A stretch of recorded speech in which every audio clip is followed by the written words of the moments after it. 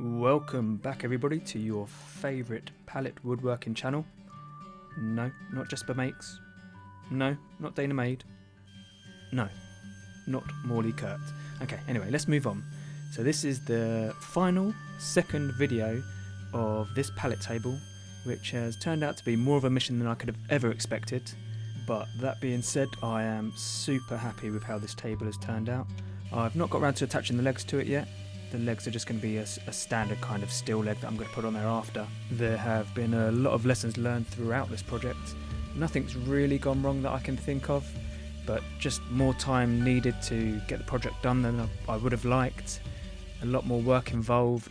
Going into it without a plan definitely scuppered my speed on this project, but also just learning new techniques, new processes and everything else that goes along with starting a woodworking project.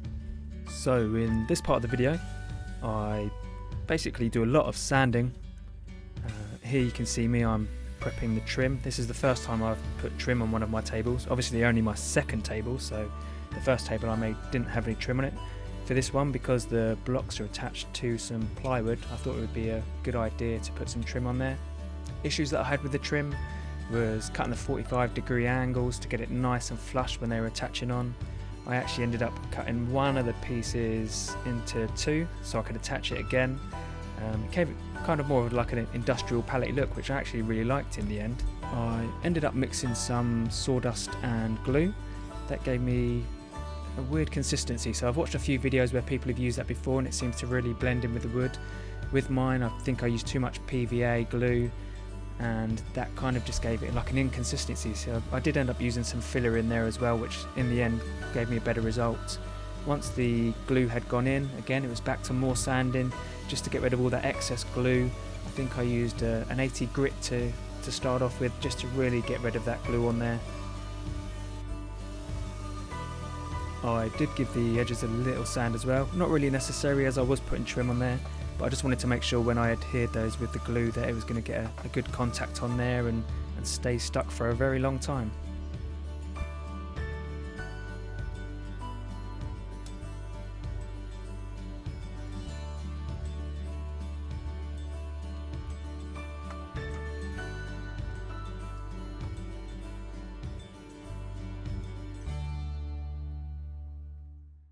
That was stressful. Look how many clamps. All the bloody clamps.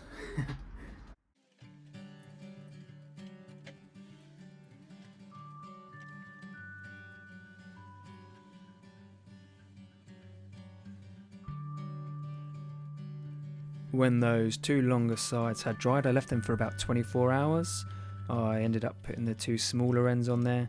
Again, I had quite a struggle with my clamps. I could definitely do with some better clamps for this kind of work.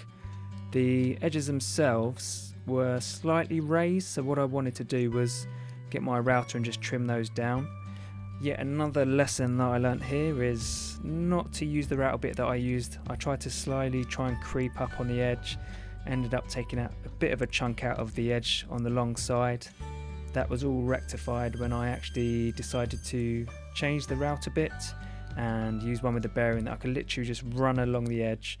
There you see me just touching the divot that I'd taken out. But yeah, like I say, change the router bit, run it along the edge, and that gave me a nice flush trim to the tabletop itself.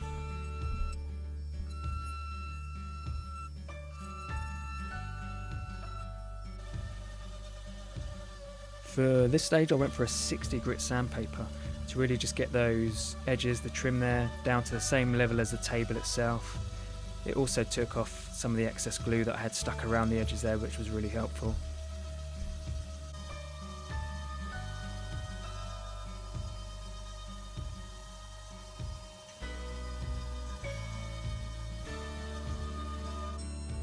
The most rewarding part of this project was definitely the router bit. I've not used a router bit on an actual project before for doing the trim, so as you can see I did practice on a little test bit, but the 45-degree angle it gave on this just really gave the table an awesome look. I ended up doing it top, bottom and the edges, just in case anyone wants to move that table at some point. The feel of those corners is going to feel really nice, if that makes sense.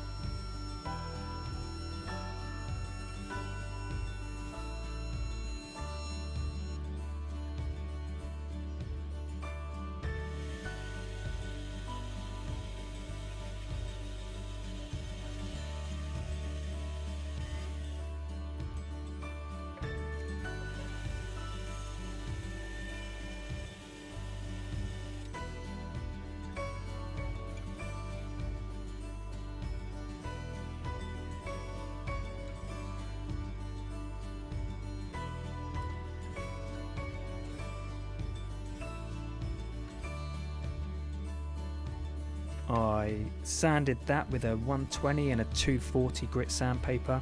For the edges themselves, I actually done that by hand because I didn't want to damage the edges themselves by using the sander. It would be quite abrasive on there.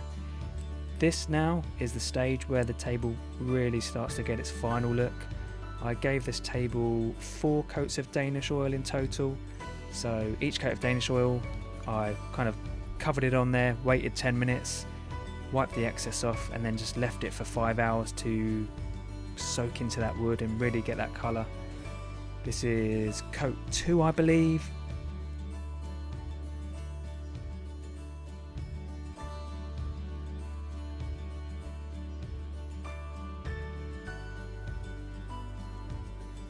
Here we have it, the final sanding and the final coat of Danish oil to go on this table. Words cannot explain how happy I am with how this table has turned out. I think the wood's really popping, considering it's only the second table that I've ever made, and it's from Pallets. If you have liked this process and like this table, please give me a thumbs up, and if you want to see me make more pallet tables in future, then subscribe, and hopefully we'll see more projects. Take care.